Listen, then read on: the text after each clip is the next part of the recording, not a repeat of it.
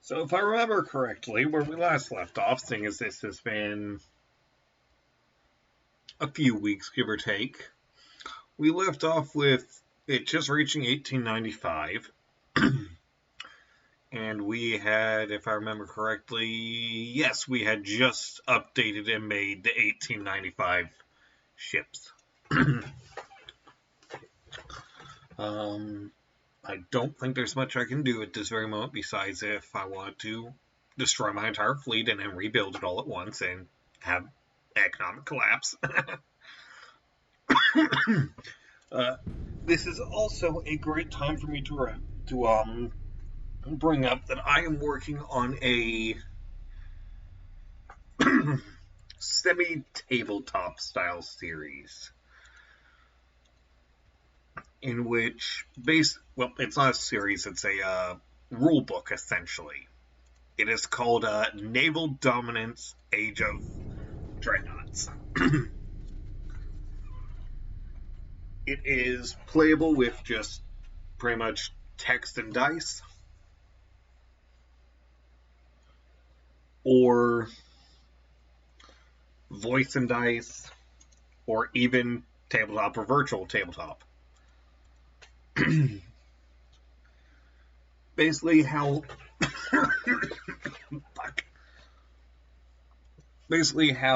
the game would be played is in the basic necessities of it. Each player will one moment. Basically, think how you see this map here. I am talking as if y'all are going to respond. I am going insane. Anyway, ooh. I'm sorry. I've just now noticed the freaking new splits that they've done in this side of the world. I'm sorry. ADHD's kicked in. Anyway, basically, for example, the players involved, you would have at least 2 players, I guess, plus at least 1 player and a game master. However, you can play with multiple hundreds of players and a game master. Basically, every nation that has not played will be played by the game master.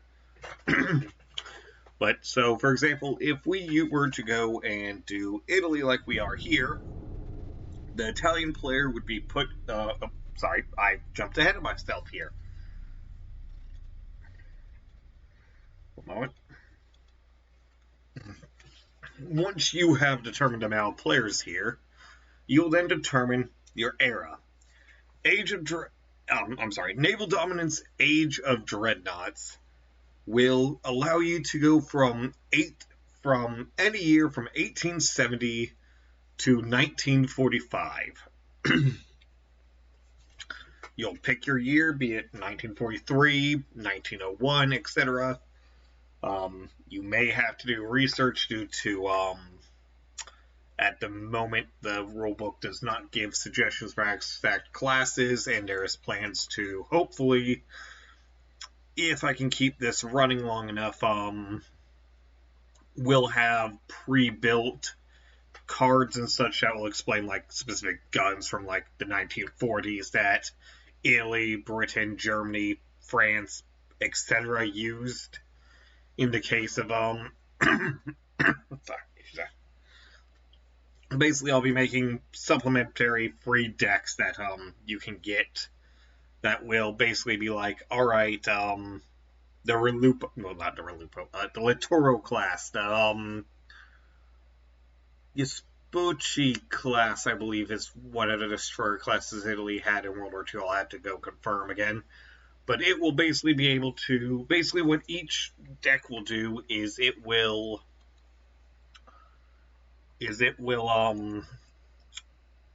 cover a single nation, possibly for a set of years, the entirety of it, etc., as well as ship classes they built, guns they built, etc., so that you might be able to, for example, Austro-Hungary does not like me again.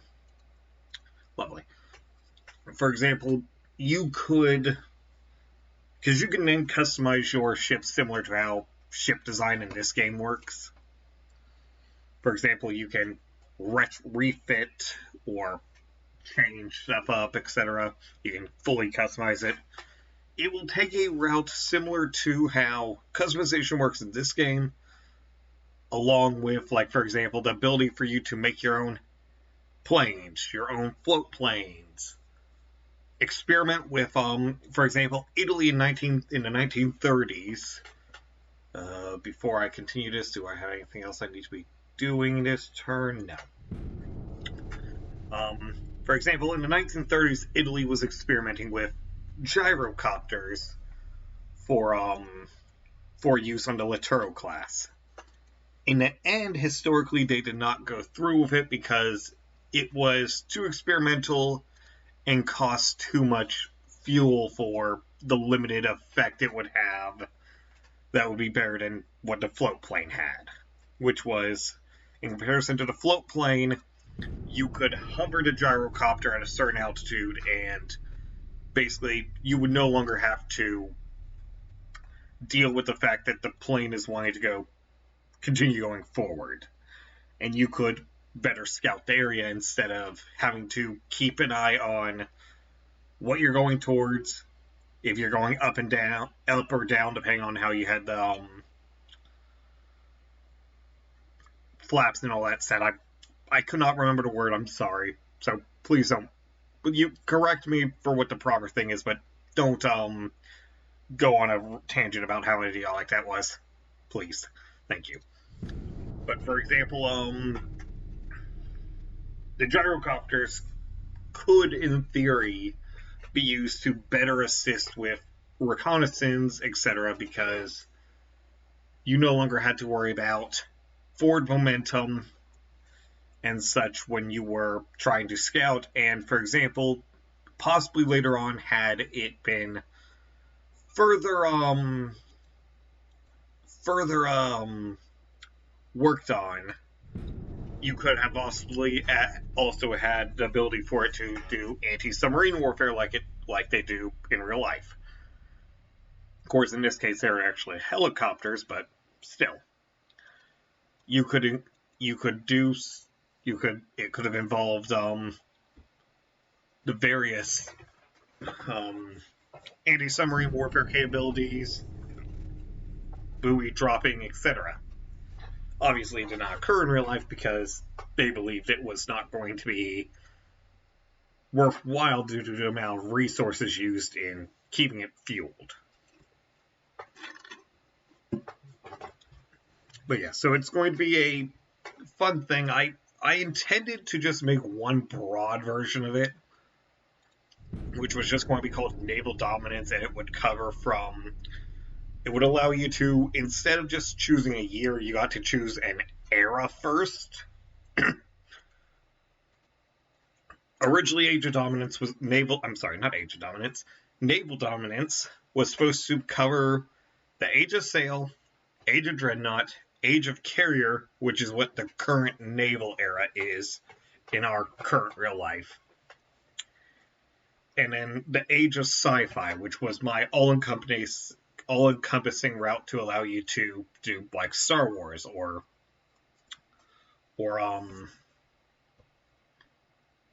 Halo, for example. But so I then eventually decided that was getting too complex in the workings of it, and decided I was going to separate them into editions, with the first edition being Naval Dominance, Age of Dreadnoughts.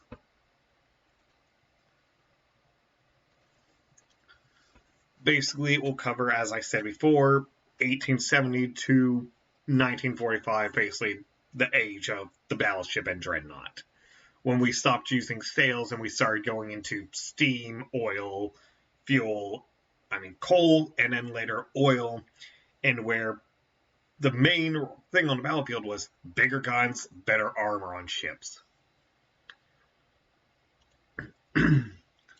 But to go over basically the rest of it, Each player, once they've chosen their faction and the year has been chosen, each player will be put in charge of a small patrol task force within their nation. Like, for example, using Italy right here, we'll use my version of 1896 Italian design. A small patrol fleet would be about one light cruiser, maybe two, and then at least 5 of my torpedo boats. Obviously, this changes based on the year, the actual tonnage of the real ships that were used during that time, etc. As every ship that you can use will be a real ship until you get later on and you start making your own ships or retrofitting ships to be better suited. For example, you can, instead of just ordering, for example, let's say it's 1945, 44, 43, basically World War II era of the game, and you're playing Italy. Instead of just ordering another Littoral class with your renown, influence, and funding, you could instead request that work be done on a new ship, be it a super heavy style battleship, a new battleship that has better guns on it, so on and so forth. Of course, that will cost influence and funding, as would retrofitting the Littoral class, but in both those cases, you're using your funding and your influence for it. Renown is basically something you earn by doing certain events. Ooh, hello, what's this?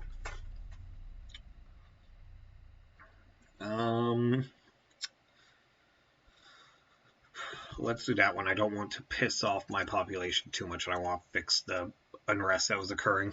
Anyway. So, for example, Renown will basically be something that Renown and influence will be stuff you earn just simply by completing battles and winning. Completing battles and winning or losing depending on how the battle played out. Like, for example, if you're facing a much larger fleet and you still end up taking a good group of the enemy fleet out, you're going to still get renown and influence even if you lost your fleet in the end.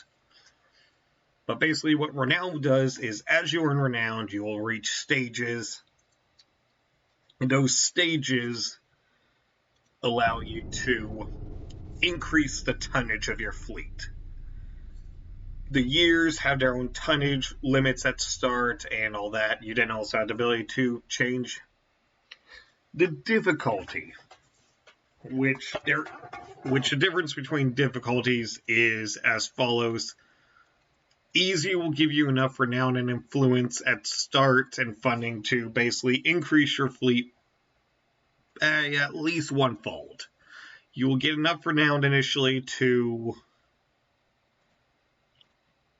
One moment.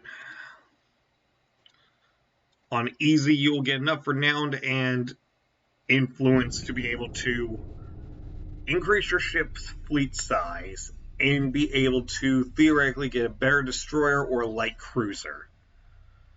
Or get a light cruiser, as later on light cruisers are not allowed as part of the starting fleet. Unless you play it on easy and get a cruiser unlocked. Normal will give you some renown and influence. You'll get less funding. You also get less funding per turn, depending on which one you choose.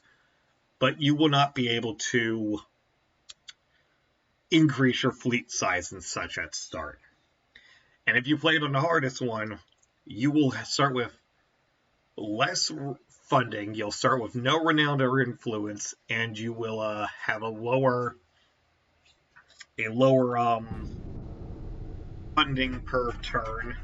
And your navy starts with 50% at 50% fuel, 50% ammo, supply, and crew,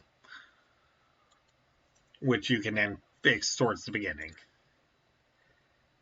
It's to give a reason why you might want to choose hard. You also have through to special game mode, which I called through to ages. Basically, it lets you choose a starting time, like let's say 1890, like it is for this game, and you get to then choose your nations, and after a determined amount of turns, it can be 5 turns, which is default, or you can elect with your friends to make it 10 turns, 1 turn, 20 turns, etc. After a certain amount of turns, depending on what you determined or if it's default, the year will change to the next year, thus possibly giving you more tech to work with, etc. Meaning it basically lets you go.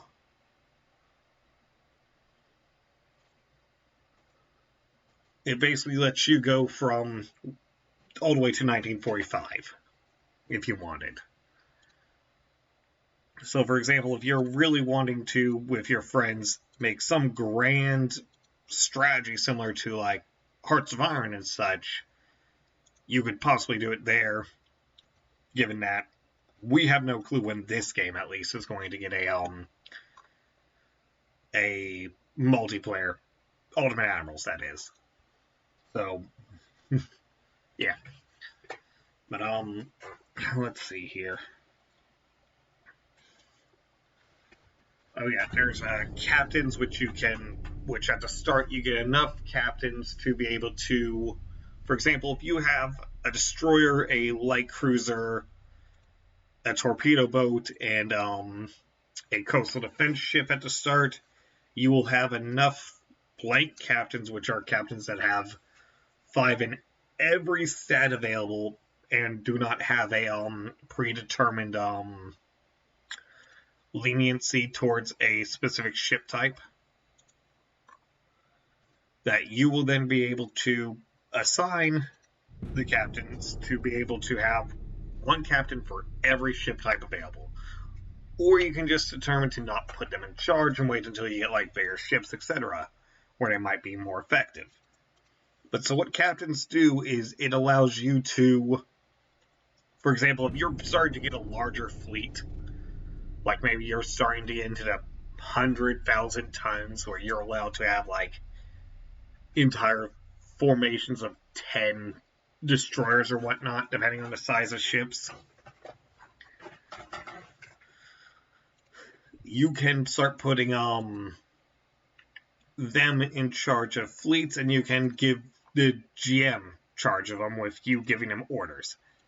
Also, while you are still in charge of them, if you did not make them independent operations, certain commanders, depending on their independence level, as we called it, which starts at 5 for all the base captains, they will have a chance, based on the GM's determination, to go rogue. At which point they will no longer be commanded by you. Sometimes you'll get an event, sometimes you won't initially. They'll go rogue, and you will basically have no control over them, and they'll do their own thing.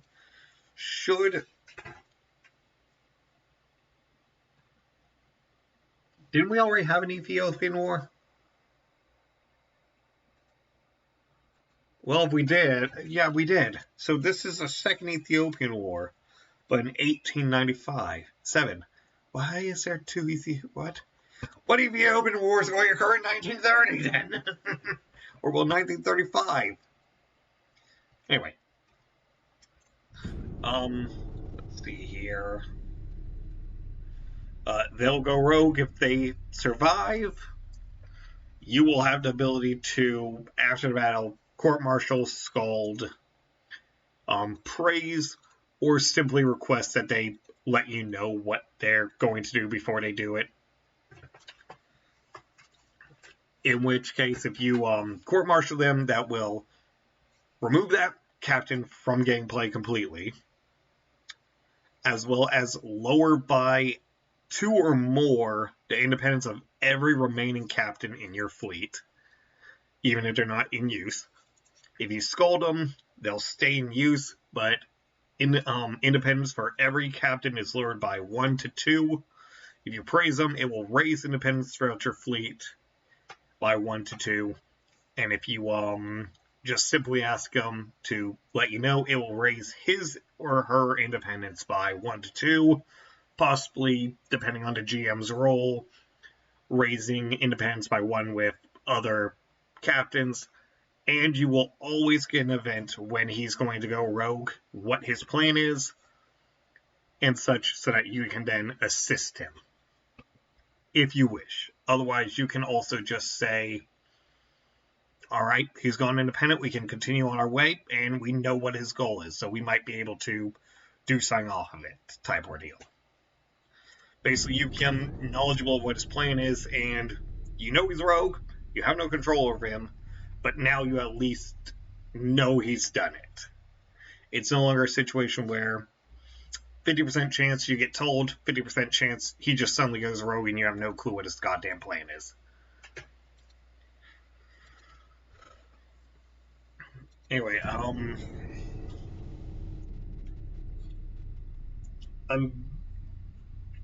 debating doing a playtest on channel of it. I might not.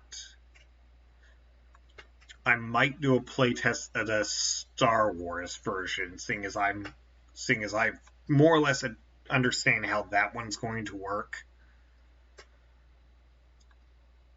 Because most of my associates do not enjoy my World War II stuff.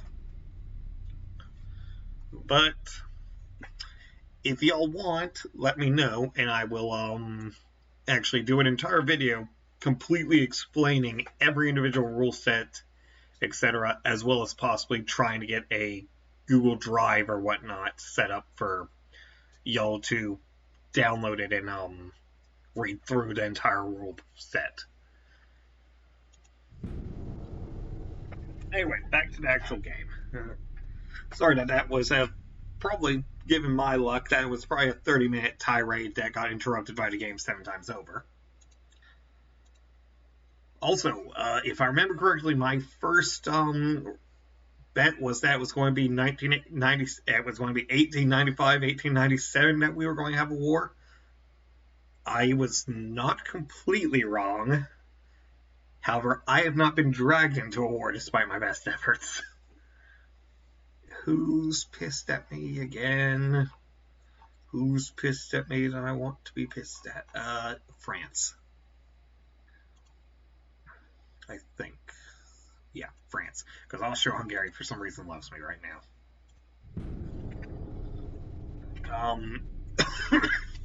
Oh yeah.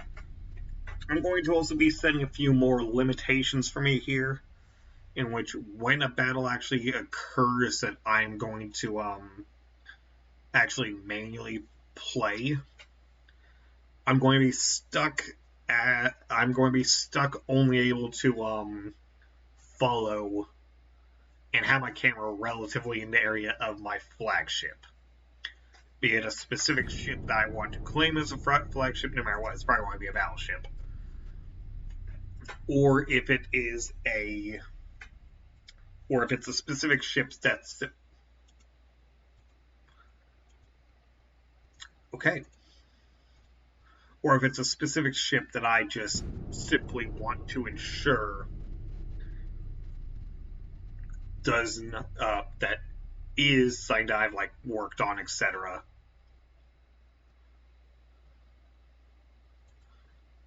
I think we're about to go to war. Oh, we have not. Okay. I'm going to tell the fleet to be readied.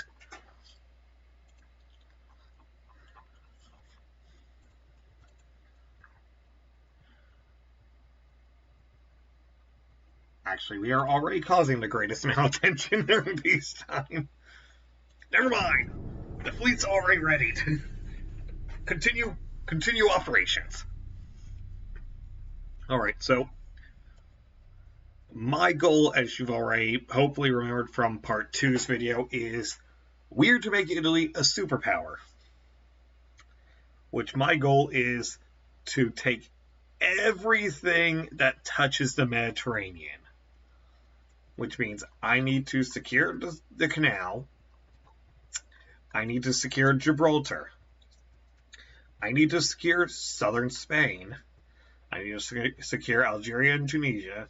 I need to secure Libya, Egypt, the Levant, and Mediterranean Arabia, whatever you want to call it, Turkey, this coast, etc.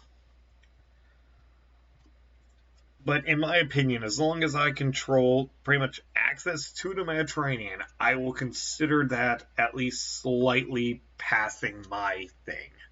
I would like to control the entire coast, but I can understand not being able to do it because I am indeed Italy.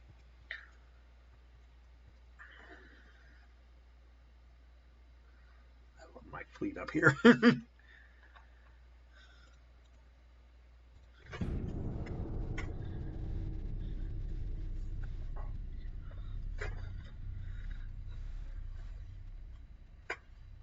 Ooh, bigger guns.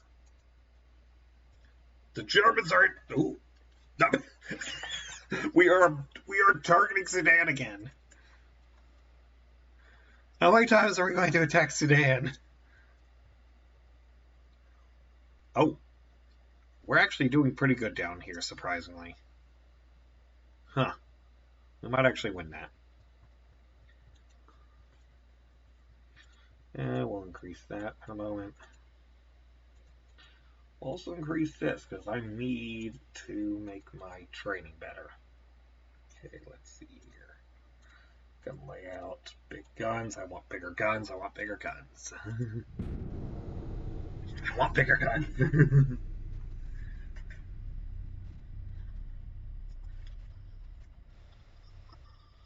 We are...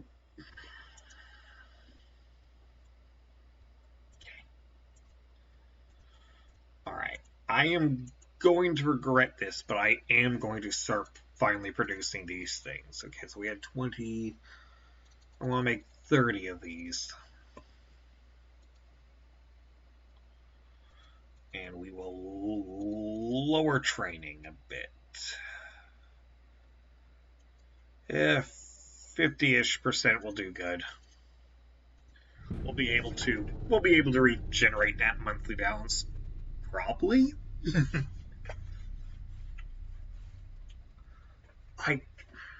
I do want to put those new ships actually down in the Horn of Africa area, but actually I have an idea.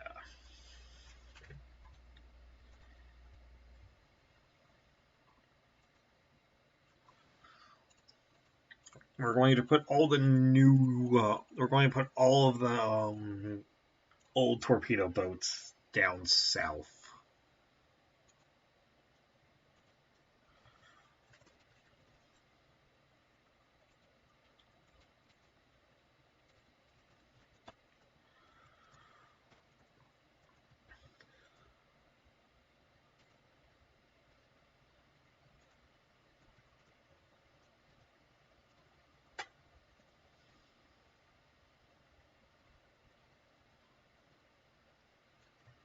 Okay, we'll give it another turn so that they can separate themselves, hopefully. Yeah, all the new torpedo boats are going to be brought up here. When I start work on the cruisers, I will do a similar ordeal with them.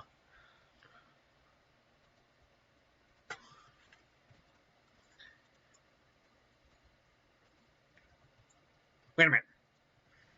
What's the name of that ship? For a moment, I thought it said the freaking Florida. I'm like, what?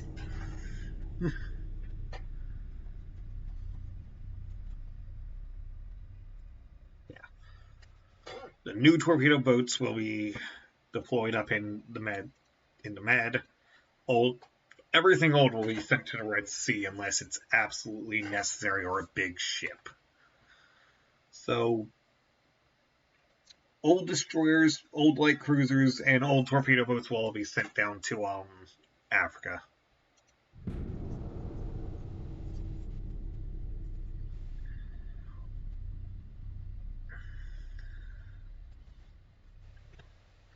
Although I might keep. It will depend on what I feel the current situation of the world is, actually. Old torpedo boats, no matter what, will be sent to the Horn of Africa. But I might allocate. Oh, we're actually winning in Sudan. I might actually have a chance. I might actually have a chance here to see my dreams become a reality in this game.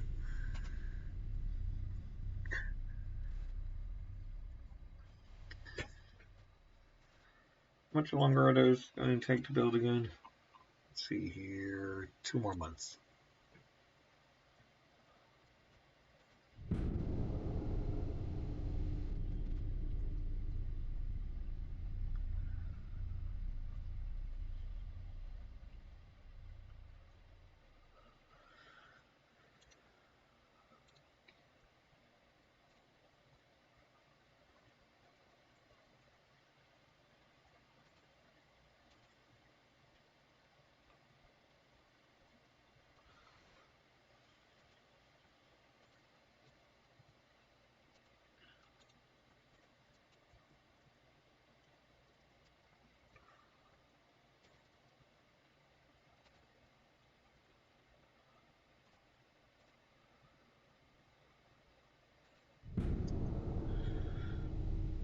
Oh, the new torpedo boats have been built.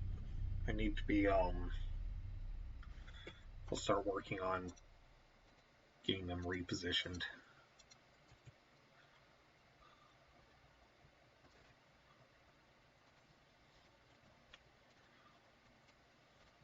Okay, that's 2. 2. Okay, that's 4. 6.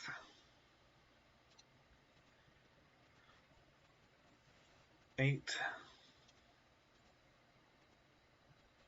9. Oh, hello, Lupo. 10, 11, 12, 13, 14,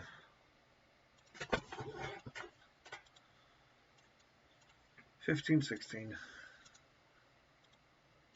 17, 18.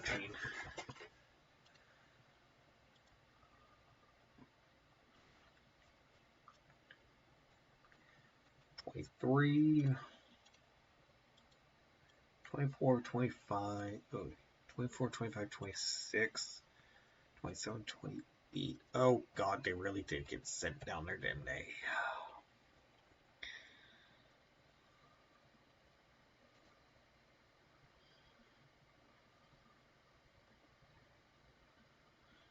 That's that one. That's that one.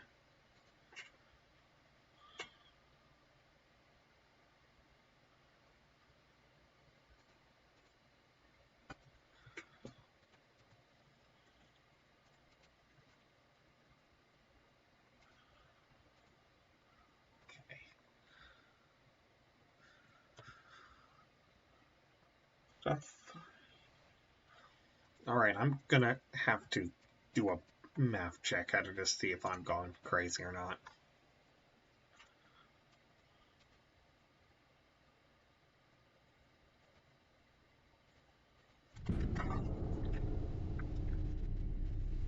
Yeah, in November I'll do a count to make sure I've not gone too insane and make sure I've actually counted that right, hopefully. I shouldn't have to deal with a war anytime soonish. That one just simply says make sure we don't have any new ones there.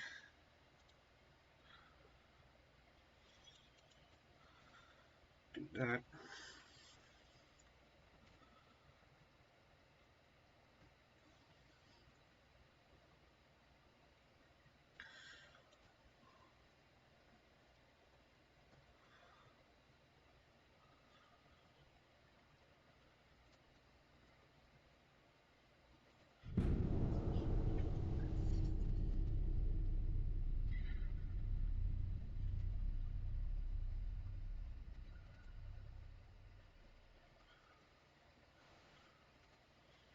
Here's some new heavy cruisers.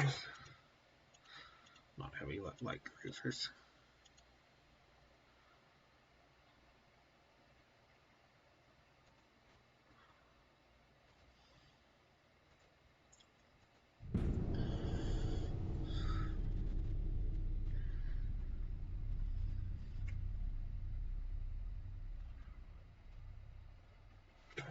Oh god.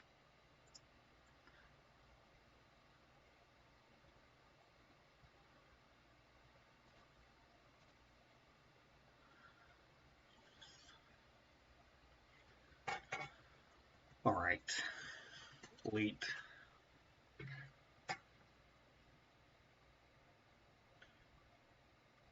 Oh no.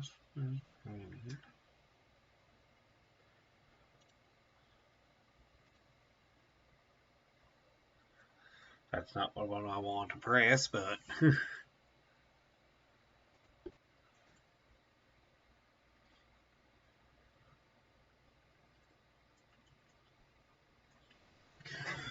where is this guy?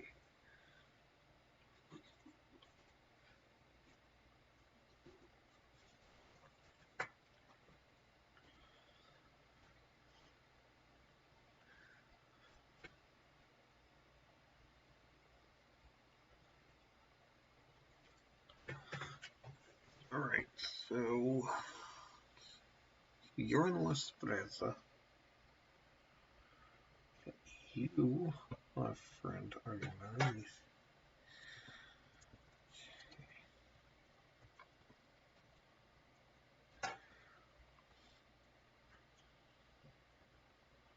Yep, there he is.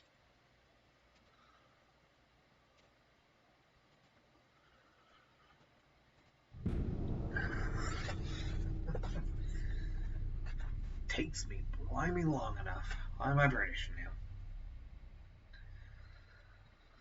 I get the feeling I'm being outnumbered and outgunned right now.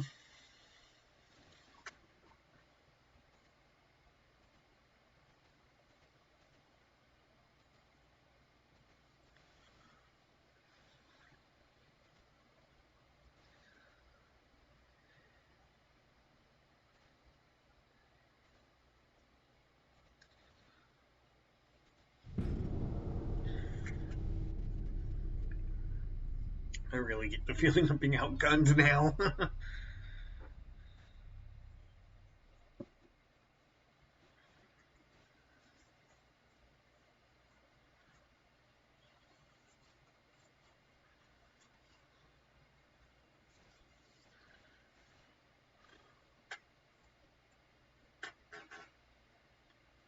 There should be 27, 28 torpedo boats in that one. The thing is, there should be 2 in La Spreza now. I think that's math right. That's math right? Yes, math right. Indeed.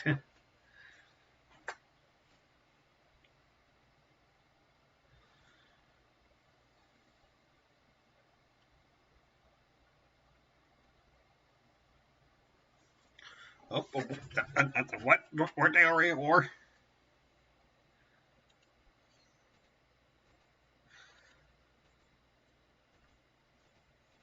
Were they not at war? Did they become peace? What? Oh, yes, they were at war. Don't know what the heck.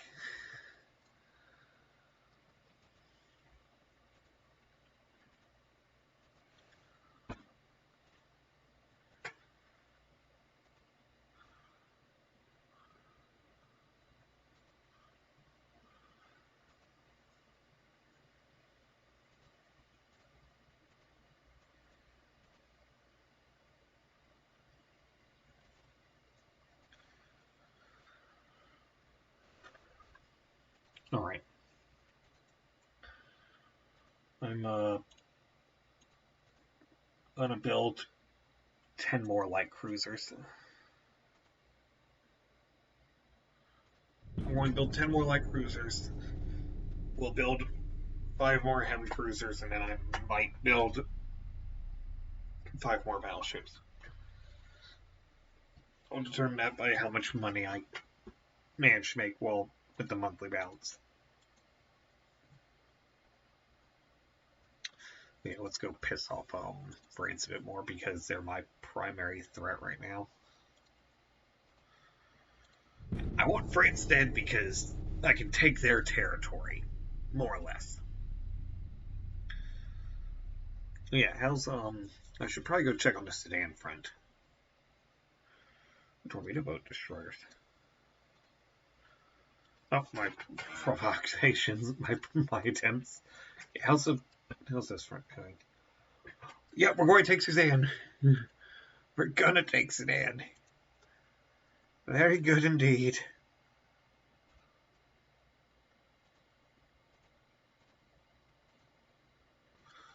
That one just simply because that one I think is more important to me.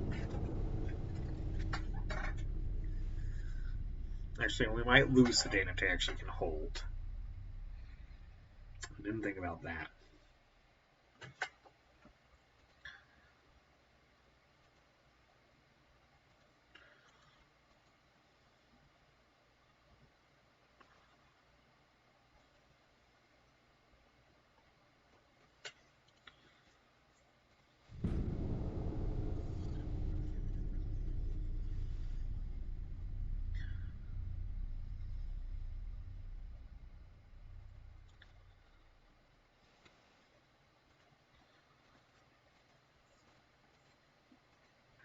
Okay, that's that.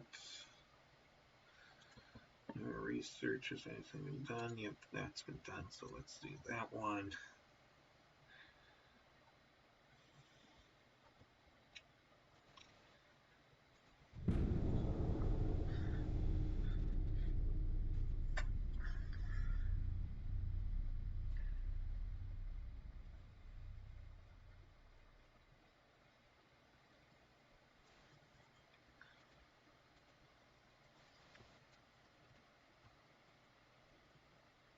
Yeah, we're going to win that front, I think.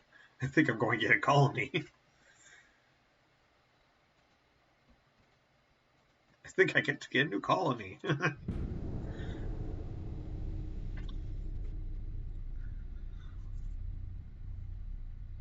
I will end this on January 1900, at the beginning of 1900.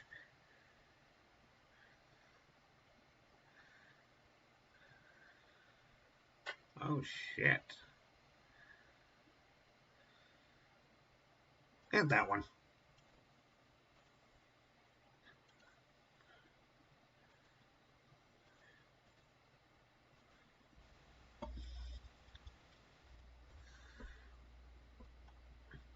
I am starting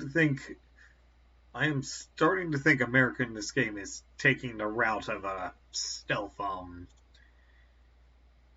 gaming, or dang it, I can't remember his name now. It's been a while since I freaking recorded the last video, and which it has the intro made from his U.S. Awakens campaign start.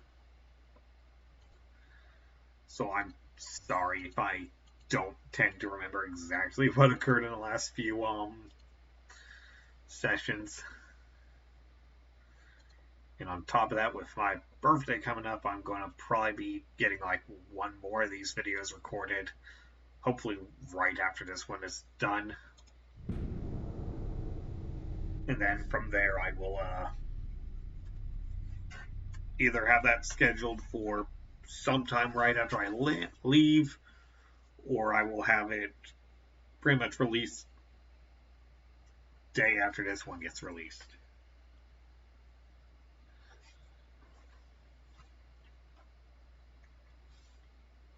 Ooh, electric turrets.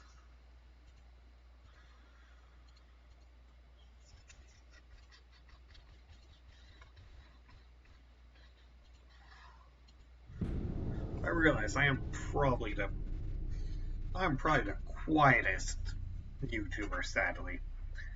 And by that I mean I just don't know what to say throughout all this unless I have someone else playing, at which point you know I talk my head off half the time. unless I'm directly focusing on something. Let's go piss off the French a bit more.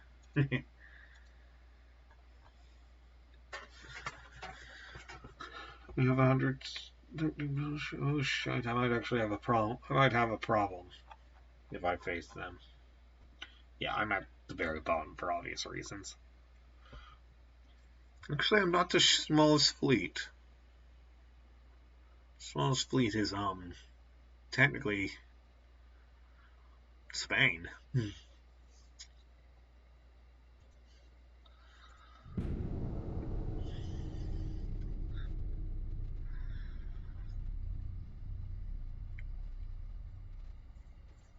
Alright, it'll be 1900 when we end, unless the war begins, at which point it will probably end when the war begins.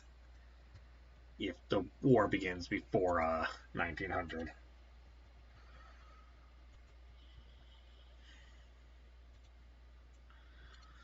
Which I don't think it will, because I have to wait another turn before I can piss off the French again. However, my shipyards have been increased in size, and I no longer have to worry about that for a bit. I'll worry about that in 1905.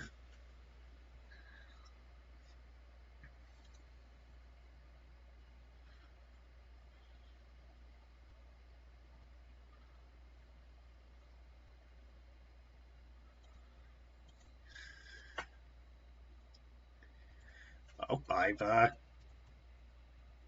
I have expanded.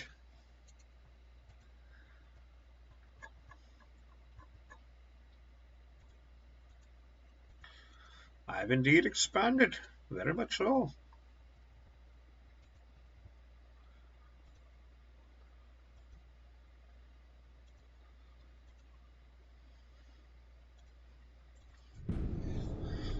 Alright. We'll unlock some new tech here. We have one more turn unless war begins. Which even then I think we can still skip a turn because I don't think we'll have any real major war-related events occur immediately, and I can just kind of wait till 1900 to start the war because it's only a month away.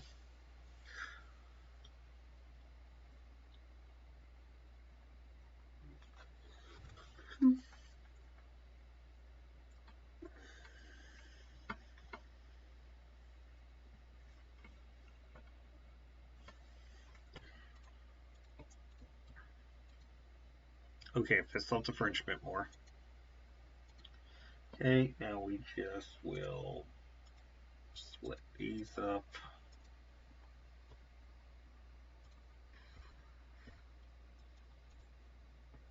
The stuff I really care about getting right now. And can I piss off anyone? I can. Here, where's the Spanish? I'll piss off the Spanish a bit more. If I can't piss off the French, I'll piss off the Spanish. If I can't piss off the French, I'll piss off the Spanish.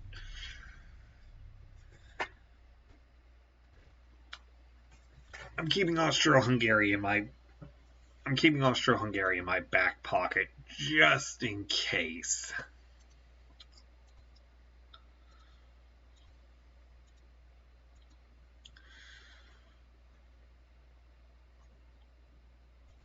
Alright, and I'll see you next time.